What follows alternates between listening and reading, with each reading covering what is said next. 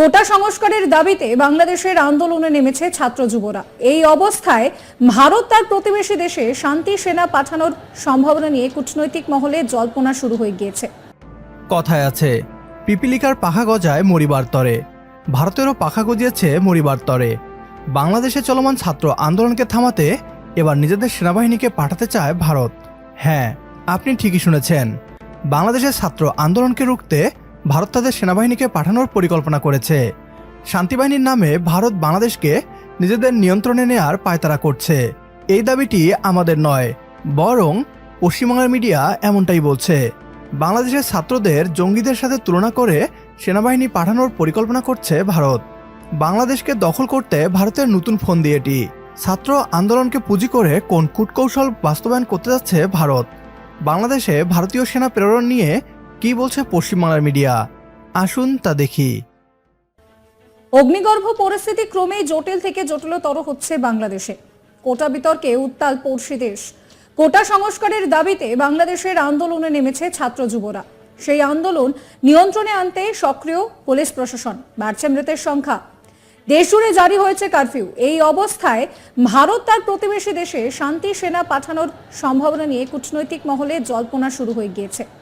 1971-এর মুক্তিযুদ্ধে বাংলাদেশের মুজিব সরকার যদি ভারতের সহযোগিতা না নিত, তাহলে হয়তো তৎকালীন পশ্চিম পাকিস্তানের বিরুদ্ধে কোনো মতেই স্বাধীনতা পেত না বাংলাদেশ। সেই সময়ও কিন্তু ভারত থেকে বহু সেনা বাংলাদেশে পাঠিয়েছিলেন ইন্দিরা গান্ধী। 1987 সালে শ্রীলঙ্কার সঙ্গে ভারত সরকারের মধ্যে একটি শান্তি চুক্তি স্বাক্ষরিত হয়েছিল। এলটিটিইর হাত ধরে সেখান থেকে অস্ত্র সরাতেই এই পদক্ষেপ করা হয়েছিল। তৎকালীন প্রধানমন্ত্রী রাজীব গান্ধী সেই পথেই হেঁটেছিলেন। তাহলে কি এবার পরিস্থিতি মোকাবিলার জন্য নরেন্দ্র মোদীর সহযোগিতা প্রার্থনা করবেন শেখ হাসিনা? সেই প্রশ্নই জোরালো হচ্ছে। ভারতের বিদেশ মন্ত্রক বাংলাদেশের পরিস্থিতির দিকে নিবিড়ভাবে নজর রেখে চলেছে। তবে প্রতিবেশী দেশটির সংকট ও তার বহুমুখী তাৎপর্য নয়াদিল্লির কাছে যথেষ্ট উদ্বেগের। বাংলাদেশের বর্তমান পরিস্থিতি নিয়ে নয়াদিল্লি খুব বুঝে পা ফেলছে। এখনো পর্যন্ত ভারত এটিকে তাদের অভ্যন্তরীণ বিষয় হিসেবেই দেখছে। সূত্রের খবর, হস্তক্ষেপের সমস্ত দিক খতিয়ে দেখতে দফায় দফায় আলোচনা চলছে। একই সঙ্গে পরিস্থিতি মোকাবিলায় ভারতীয় ও বাংলাদেশি নেতৃত্বের মধ্যে আলোচনা চলছে। পশ্চিমবাংলার মিডিয়া বাংলাদেশের ছাত্র আন্দোলনকে 1971 সালের পাক হানাদার বাহিনীর সাথে তুলনা করছে। শ্রীলঙ্কার তামিল জঙ্গি বাহিনীর সাথেও তুলনা করে বাংলাদেশের শান্তি বাহিনীর নামে ভারতের সেনা নামানোর পায়তারা করছে। কোটা সংস্কার আন্দোলনে মাঠে নামলেও ভারতীয় গদি মিডিয়া এটিকে ভারতবিরোধী আন্দোলনের রূপ দিতে বাধ্য করাচ্ছে। ভারতের মণিপুরে গত 1 বছর যাবৎ গৃহযুদ্ধ চলছে। মণিপুরের শান্তিবাহিনী না নামিয়ে বাংলাদেশের ছাত্র আন্দোলন ঠেকাতে ভারতীয় সেনাবাহিনী নামানোর কুপরিকল্পনা করছে ভারত। পশ্চিমবাংলার মিডিয়া নিজেই বলছে, এই পরিকল্পনা বাস্তবায়ন করতে একাধিক বৈঠক করেছে ভারতের পররাষ্ট্র মন্ত্রণালয়।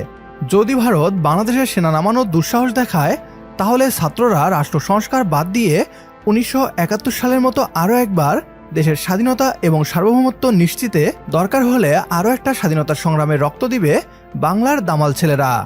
আমার সাথে যদি আপনিও একমত হন, তাহলে কমেন্ট বক্সে ইয়েস লিখে জানিয়ে দিন আমাদের। সেই সাথে ভিডিও শেয়ার করে দেখার সুযোগ করে দিন আপনার বন্ধুদের। পরবর্তী ভিডিও দেখার আমন্ত্রণ জানিয়ে বিদায় নিচ্ছি আজ। আল্লাহ হাফেজ।